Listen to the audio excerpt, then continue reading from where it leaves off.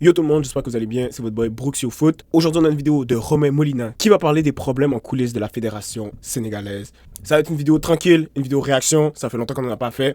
Prenez du popcorn, prenez un bon verre d'eau, likez la vidéo, abonnez-vous surtout. On essaie d'atteindre les 100 abonnés avant septembre. Voyons voir ce que notre ami a à dire. Bonjour à tous et bienvenue. Il y a 3 fédérations qui se sont malheureusement données en spectacle durant cette Coupe du Monde. La Tunisie bien évidemment, la Corée du Sud, où le chef de l'État a décidé même d'intervenir après l'élimination, et le Sénégal, sûr et en dehors du terrain, avec évidemment ce 16e de finale perdu face à la Belgique, au terme d'un match presque ubuesque où les Lions de la Teranga dominaient facilement la rencontre. J'arrête déjà là, je pense qu'il a oublié de dire la Côte d'Ivoire, puisque les Ivoiriens ont aussi leur fédération. Leur fédération est pas sérieuse non plus. C'est pas normal qu'on perde contre la Norvège. Je suis pas content. Mais bon, c'est pas grave. La Côte d'Ivoire pour une autre vidéo. Là, concentrons-nous sur les Sénégalais et leurs amis. Jusqu'à la 80e minute. On va parler de tout, comprendre exactement la genèse du problème, et comme vous allez le voir, on a déjà vu du n'importe quoi. Et on avait réalisé une vidéo complète déjà vis-à-vis des dirigeants. Là, on va tout aborder, puisqu'en fait, absolument rien n'a été. Les problèmes d'ego, les frustrations, et même des fois des choses absolument incroyables, parce que comme vous allez le voir, le Sénégal est passé à 2 doigts de jouer sans sélectionneur face à la Norvège pour des histoires de contrats et d'autres problèmes d'argent. Bref, embarquez avec moi sur le fiasco absolu des Lions de la Teranga. Je tiens à rappeler que ça fait quand même des années qu'on parle des affres de la Fédération sénégalaise de football, et avec Mansour Loum de Sport News Africa, on va publier d'ailleurs une série d'articles sur tout ce fiasco et ce qui s'est passé en coulisses en plus de cette vidéo. Donc on va parler évidemment des dirigeants comme je le disais, puisque comme on l'avait expliqué, le secrétaire général de la Fédération, Abdoulaye Sow, c'est lui le patron. Le président Abdoulaye Fall, non. Il n'arrive pas à diriger sa fédération. Les dernières réunions du comité exécutif étaient houleuses, elles se sont terminées parfois par des flots d'insultes, notamment pour des problèmes de primes, de représentation, d'ego. Le comité Déjà, avant qu'on commence, avant qu'ils commencent à rentrer dans les bails juicy, là, moi, ce que je vais jamais comprendre, c'est comment des gens dans des fédérations, des gens qui sont intelligents, des gens qui réfléchissent, des gens qui sont probablement allés à l'université, comment en 2026, on est encore dans des bêtises de contrat. Quelqu'un n'a pas signé un contrat. Tu coaches l'équipe, mais t'es pas sous contrat. Problème de prime. C'est brouillon. Ça se reflète aussi dans le football africain, malheureusement. Et ça, tu le vois. Si je prends l'exemple du Congo, du Sénégal, de la Côte d'Ivoire, disons, c'est les 3 équipes, on se disait, bon, peut-être qu'ils vont passer, tu vois ce que je veux dire. Leurs trucs, ils sont trop brouillons. Il y a toujours quelque chose de bizarre et ça se reflète dans notre jeu. Des joueurs pas concentrés, on fait pas attention aux détails. Mais ça part de la fédération. Tu peux pas avoir une fédération qui est pas concentrée. Les choses sont faites aléatoirement et après tu arrives sur le terrain et tu t'attends à ce que ton équipe performe, tu t'attends à aller loin dans les compétitions. Mais forcément, les gens avec des vraies structures, des vraies infrastructures, quand je dis les gens, je parle des équipes, elles ont déjà ce plus-là comparé à toi. Et ça, je vais jamais comprendre honnêtement comment c'est pas réglé dans notre football africain. On est en 2026, vous avez toutes les ressources possibles. Mettez les choses claires. Faites un plan structuré. Faites un plan que vous suivez. Mettez-vous des règles. C'est tellement simple, c'est tellement basique. À l'école de gestion, on t'apprend tous ces trucs-là. Je vais pas croire que moi, un jeune étudiant, j'ai fini l'école, mais un jeune est capable d'avoir cette réflexion-là et de se dire, yo les gars, si vos trucs sont pas structurés, on va jamais aller loin. Mais eux, ils ont non seulement l'expérience, ils ont les études, ils ont l'argent. Faites un bon truc, les gars. C'est fatigant parce que on croit tous au football africain. C'est pas le talent qui nous manque. On a le talent. Faites les choses proprement, faites les choses bien et on va avancer. On va se retrouver en demi-finale de la Coupe du Monde, en quart de finale. Mais là, c'est bien. On a tous été éliminés, 16e de finale. Ah, nos gars sont pas ci, nos gars sont pas ça. Yo, les gars, représentation des fédérations. Faites bien les choses. Bref, on continue. C'était mon petit gap session là. exécutif au sein de la Fédération sénégalaise de football, c'est la guerre. Et en fait, à un moment donné, ils ont fait front commun suite à la CAN et les affaires juridiques qui ont pu suivre. Sauf qu'en fait, c'était de façade. Et donc, avant de partir à la Coupe du Monde, il y avait déjà des tensions. Dans le même temps, comme je le dis, le patron, c'est le secrétaire général. Et lui ne voulait pas de Pape Thiaw. Donc en fait, c'était vraiment un reculon. Or, comme Sport News Africa l'avait révélé pendant cette Coupe du Monde, Pape Thiaw, il n'avait pas de contrat. Pas payé depuis 5 mois. Et c'est même pire que ça. En fait, la fédération voulait nommer Hervé Renard. Donc ils attendaient la moindre erreur de Pape Thiaw, sauf que bon, vous avez vu ce qui s'est passé sur la dernière CAN, pour essayer de ramener Renard. Et ça, tout le monde est au courant, même les décideurs tunisiens. Sauf que en fait, ils peuvent pas. Mais il va y avoir des problèmes déjà lors de la préparation. Pape Thiaw et ses représentants à un moment donné vont hausser le ton en disant que la situation doit être régularisée. Sachant qu'on essaie de passer plus haut par des contacts politiques. Et on fait comprendre à Pape Thiaw, mais si tu prends pas l'avion, il n'y a pas de souci, on va appeler Hervé Renard. Donc, grosse tension déjà avant de partir. Et ensuite, vous avez vu l'article de Mansour Loum, ce que ça a pu générer. Donc la présidence de la République donne des ordres, sachant qu'elle avait déjà dépêché un émissaire sur place pour voir un peu ce qui se passait, ce qui montre bien à quel point les politiques ont compris le petit jeu de la fédération. Et donc on a essayé de régulariser ça. La veille de la rencontre face à la Norvège, Pape Thiaw dit en conférence de presse, c'est bon le contrat. Donc on a l'impression qu'à 48 heures, suffit qu'un article soit publié pour qu'enfin ça agite en coulisses. Sauf qu'en réalité, c'était pas vrai, le contrat c'était pas totalement terminé. En fait, il l'attend. On est à peu près à 6-7 heures avant la rencontre face à la Norvège. Ça, c'est sérieux, ça. Ça, c'est sérieux. Vous voulez aller où dans la compétition avec des trucs comme ça? Votre gars, on sait même pas est-ce qu'il a signé le contrat, est-ce qu'il a pas signé le contrat. Tout ça, je sais pas, il a dit combien de jours, mais quelques jours avant la Norvège d'Haaland. Est-ce qu'un coach, vous pensez, peut être à son meilleur, sachant très bien les trucs qui se passent dans les coulisses? On est tous humains, il n'y a personne de parfait sur cette planète. Est-ce que vous pensez que le coach est à 100% concentré sur les tactiques de jeu, sur le système employé, sur les joueurs à mettre sur la pelouse, le 11 partant, les bons changements au bon moment.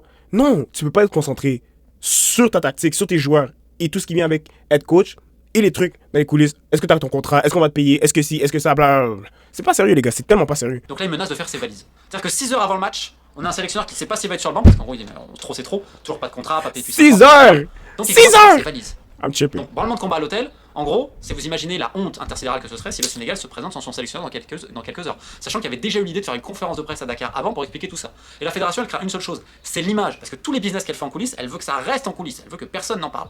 Donc là, on propose un contrat. C'est l'ironie. Ils ont soigneusement ajouté une clause, je crois, de quart de finale. En gros, s'il n'y a pas de quart de finale, ce sera dehors. Évidemment, c'était pas prévu comme ça, donc imbroglio, ça part très très loin, l'ambiance est vraiment très tendue, notamment entre le secrétaire général et Papillon.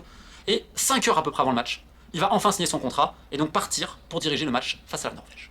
On admettra que ce n'est pas une préparation optimale, et dans le même temps, les dirigeants menaient la grande vie. C'est simple, c'était la Nouba. Les nababs de la Fédération sénégalaise de football ont invité des amis, des proches, des membres de la famille, sans savoir réellement qui paye. La délégation sénégalaise était pléthorique, au moment même où le staff, lui, était réduit. Et on a vu les dirigeants, les joueurs, ils les ont vus, en belle compagnie, les bouteilles millésimées, les cadeaux, les ci, les là. Pendant quelques jours, en fait, ça a surpris même le personnel de l'hôtel. En fait, j'ai compris, les Sénégalais sont allés aux États-Unis pour faire la fête. You know what I'm saying? Ils ont vu, il y allait avoir les Latinas, les belles Africaines, Congolaises, Ivoiriennes, tout ce que tu veux. Les Arabes même, les belles Américaines se sont dit, on y va, on va faire la fête. Même si on est éliminé, bon, c'est pas grave. On va dire que c'est le coach, blablabla. Ils avaient déjà le truc en tête. Non, c'est ridicule, c'est ridicule. Entre l'arrogance de certains dirigeants, la manière dont ils parlent au petit personnel, et les joueurs qui voyaient ça. Certains jeunes notamment se sont dit, mais attendez, vu ce qu'ils font, bon bah nous. Donc certains ont fait le mur, dans les quartiers libres, il y en a qui ont commandé les fast-food, parce qu'il y avait aussi le problème en est de la nourriture, parce que le cuisinier qui était là au tout début, ensuite il était plus là, finalement ils ont pris une chef, suite à l'article, c'était n'importe quoi comme on l'a vu, parce qu'après on va rajouter un deuxième... Ah, les gars ont goûté Chipotle, Chick-fil-A, yo, fast-food en compétition. Ils sont pas sérieux, man, ils sont pas sérieux. Cette vidéo, rendez-vous compte, hein, si Mansour Loum et Sport News Africa ne sortent à l'article, jamais le deuxième analyste vidéo il vient, jamais il y a une chef de cuisine qui va embaucher. C'était vraiment n'importe quoi. Le problème c'est que vu l'attitude des dirigeants, le manque de sérieux absolu, parce qu'on a invité notamment des créateurs de contenu, des créatrices de contenu, etc. Donc ils étaient là aux entraînements. En fait, c'était les influenceurs, l'entertainment. Il y a notamment l'un des vice-présidents qui était responsable de tout cela. Et derrière, on va être très clair, on a invité énormément de jeunes femmes créatrices de contenu. Bref, c'était la grande vie. C'est pas ce que je disais, les jeunes femmes là. C'est pas ce que je disais. Les joueurs, ils voient tout ça. Vous imaginez la réaction? Sachant qu'en plus, et là où c'est intéressant, c'est que les joueurs globalement sont assez sérieux, il y a une ambiance assez soudée. Le match au Stade de France, en préparation, tous les jours après vont louer un restaurant, une table à 30 pour manger tous ensemble, etc. En gros, on est dans le même esprit globalement de camaraderie que la CAN. Sauf que là aussi, on a les dirigeants qui ont fait n'importe quoi, et comme vous allez le voir, il y a eu un problème au niveau de la liste qui a généré énormément de frustration qui a été ensuite amplifiée par les mauvais résultats. Impressionnant lors des entraînements, le jeune milieu de terrain du Bayern, on se dit que finalement il va avoir sa place. Okay. Sauf qu'il y a des choix difficiles à faire pour Papio. Et il se dit, ok, finalement, Mbo du PFC, on va pas le prendre pour ce jeune-là, et Ndiaye, en attaque, on ne le prend pas non plus. Donc, la nouvelle est plus ou moins annoncée, et Ilaï Camara, un jeune défenseur, lui sait qu'il va être dans la liste. Ok, pas de souci. Et puis finalement, Chérif Ndiaye, il apprend qu'il ne sera pas dans la liste, qu'il sera réserviste, scandale à l'hôtel. Et c'est pas la première fois, c'est quelqu'un qui s'était déjà plaint de son rôle. Sauf que il est très proche, on va dire, des 10 cadres, Sadio Mané, Kalidou Koulibaly, Idrissa Gueye, etc. Et quand les cadres apprennent ça, ils vont voir Papio, et Papio va changer d'avis. C'est-à-dire que sous pression des cadres, Chérif Ndiaye est remis dans la sélection, attaquant, et on sort Ilaï Camara, un défenseur. Ilaï Camara qui apprendra ça, bien élevé, garçon gentil, etc., comme Moustapha Mbo du PFC. 2 défenseurs pour un attaquant. Donc évidemment ça, il y en a plein qui vont dire, mais en gros, est-ce que le coach il décide, ou est-ce que ce sont les joueurs qui mettent leurs copains? Et là ça va créer un énorme problème, parce que certains disent, ouais mais Kalidou Koulibaly il est pas encore prêt physiquement. C'est ça, là. Il a eu cette blessure, qu'il n'avait pas joué depuis 2 mois et demi, etc. Qui a été terrible, il était nul, je sais même pas. Bon après, il y a le truc de cadre aussi, même s'il peut pas jouer, il a pu jouer, mais ce que je veux dire c'est, ils auraient pu le prendre, pas le faire jouer, mais dire qu'il est là en tant que cadre. Un peu comme ce que les Ivoiriens ont fait avec Jean-Michel Seri. Bon, ils l'ont fait jouer, ça leur a coûté 2 matchs. Hein. 2 matchs. Alors, il y a quand même 4 défenseurs centraux. Sauf qu'on verra que par exemple, le jeune Sarr n'a pas joué une minute. Et qu'en 16e de finale, c'est un milieu défensif qui joue derrière. Qui montre quand même les soucis. Sauf que forcément, ça va faire parler, ça va générer des frustrations. Frustrations qui sont parfaitement gérables lorsque tu as les résultats. Et en Afrique, le Sénégal a un avantage évidemment de talent, mais également psychologique. C'est une équipe qui fait peur, qui trouve toujours les ressources, etc. Avec beaucoup de talent. Le problème, c'est que là, t'es 10 cadres. Koulibaly physiquement, c'est très compliqué. Ouf. Et dans le même temps, tu fais une excellente première période face à la France quand tu veux, tu cèdes complètement en deuxième, ok. Et t'arrives en fait contre la Norvège, en totale confiance en te disant, attends, on a tenu à la France pendant plus d'une mi-temps, c'est bon, tranquille. Le match il est à peine préparé par le staff, par les joueurs, ils l'ont pris vraiment en mode détente et ils se prennent une dérouillée sur le terrain. Il y a 3-2 au final, dans les faits, vous avez vu le match, ça va être 5-2 minimum. Ouais. C'est la première fois que le Sénégal reçoit une telle déroute. Donc deux résultats que tu n'attendais pas du tout, surtout la deuxième rencontre, t'es pas habitué à ça. Donc les petites frustrations qu'il pouvait avoir, bah là vu que t'as pas les résultats, d'un coup elles vont apparaître. Les jeunes vont dire ouais, t'as vu frère, il y en a pour les anciens, c'est que les anciens qui commandent, etc. Parce qu'en effet, Papio, il sollicite très peu son staff, sauf un adjoint qui a beaucoup d'influence et avec qui, on va dire, les relations notamment avec Pape Gay ont été assez orageuses. Et donc en fait, il va avoir cette théorie de dire ouais, c'est les joueurs qui font l'équipe. Parce qu'on va reprocher qu'en fait, à la pause fraîcheur de la deuxième période contre la Norvège, Mané de ça disent à Papio non mais là, Koulibaly, il n'en peut plus. En gros, il sort. Donc en gros, que Il vient de dire un truc important. Il dit qu'il parle seulement à un adjoint. Et je trouve que c'est dommage parce que, encore là, comme je l'ai dit au début de la vidéo, je trouve qu'en 2026, il y a les ressources pour tout. Tu as des données, tu as l'intelligence artificielle, tu as des gars qui sont supposés t'aider à préparer tes matchs. Tu vois ce que je veux dire? Et ça peut être un problème à la fédération, mais toi aussi, en tant que coach, j'y vais du principe que ce qu'il dit est vrai, you feel me? Mais toi, en tant que coach, tu dois vouloir ces gens autour de toi qui t'aident à préparer tes matchs, qui analysent l'opposition avec toi, qui testent ce que toi tu penses. Tu peux avoir une tactique dans ta tête, mais quelqu'un qui a étudié, par exemple, je dis ça comme ça, la défense de la Norvège ou l'attaque de la Norvège et tout, il vient et on dit en anglais picking your brain. Ça veut dire, il teste un peu tes connaissances. Il teste, ah, t'es sûr que ça va marcher, t'es sûr que ça c'est une bonne idée, et vous parlez, puis éventuellement vous arrivez à un résultat qui est potable. Après, je dis pas qu'ils n'ont pas fait ça, mais de ce qu'il dit et de ce que je comprends, c'est que il a parlé à un adjoint, après ça, Sadio Mané, qui a pas fait une bonne Coupe du Monde, hein, qui a pas fait une bonne Coupe du Monde. C'est les cadres qui donnaient leur opinion beaucoup, le coach écoutait leur opinion. Pour moi, en 2026, ça devrait pas passer. Ça devrait vraiment pas passer. Je critique personne. Moi, je réagis seulement à ce qu'on me dit. You feel me? Mais yo, les gars, soyons sérieux. Prenez bien les choses. Yo. Prenez bien les choses. En tout cas, continuons. qui ferait l'équipe. Et là, ça va générer un véritable souci parce qu'il y a aussi des égos de certains joueurs qui vont être touchés. Le replacement d'Ismail Assar dans l'axe, l'irréprochable Ismail Assar d'ailleurs. Alors certains vont dire oui, mais il a raté des fois des choses faciles, etc. La débauche d'énergie, les appels de balle, la qualité des appels de balle, la qualité de comment il positionne son corps. Regardez face à la Belgique, le contrôle est magnifique. Mais en fait, la main il positionne son corps, il empêche le défenseur d'intervenir. La frappe, tout ce qu'il a fait dans ce mondial, grande. Parce que souvent, on lui donne des ballons dans des situations impossibles, il veut faire des rushs, de dribble. Oui, des fois, il pêche un peu à la finition, mais tout ce qu'il apporte. Ouais. Et en plus, c'est quelqu'un qui est pro, qui dit rien, faut lui rendre hommage. Pareil pour Habib Diarra, discret, dit rien, ok, s'il joue très bien. Il y en a d'autres, c'était plus compliqué, notamment Lamine Camara, qui estime mériter un nouveau statut. Il y en a d'autres, notamment Nicolas Jackson, qui comprend pas. Mais moi, je suis le meilleur, etc. Pourquoi je joue pas? Donc en fait. Lamine Camara, bro, une chose à dire, vous connaissez déjà le soundtrack. Dégage là, Lamine Camara, où ça? Man, shut that shit up, bro. Il y a plein de frustrations comme ça qui vont être générées. Pareil derrière, le staff est aussi déçu des entraînements de certains. En fait, il va avoir rapidement une cassure, c'est que les jeunes qui étaient très proches des anciens lors de la CAN, là ils sont plus dans leur coin. Ça va faire des tout petits clans, c'est pas grand chose, alors que quelques semaines auparavant, tout le monde mange ensemble, et après les rencontres, même pas café, non, entre nous, l'esprit de famille. Donc en fait, il y a les états d'âme des uns et des autres, et en même temps on dit ouais mais ça va pas, Sek et Niakate ça va pas ensemble. Donc en fait, tu te dis bah non, on va mettre Pathé 6 en défense centrale. Pour les jeunes qui sont proches de ça, ils disent ouais, mais c'est pas normal, lui il joue pas. Le coaching staff se plaint que certains étaient un peu en retard sur certains entraînements, qu'ils n'ont pas donné beaucoup d'attention à la vidéo. Enfin, il y a un énorme quiproquo et en fait il y a une absence de dialogue parce que certains des leaders sont un peu taiseux, d'autres ne dominaient pas comme ils le voulaient sur le terrain et pensaient davantage à leurs intérêts personnels. Donc en fait chacun a tiré un peu de son côté. Avec un Papio qui, malheureusement sur ces changements, on peut dire que ça lui a pas forcément réussi, contrairement à la dernière CAN. Comme tous les autres entraîneurs africains, matter of fact. C'est des incompréhensions, tous les autres.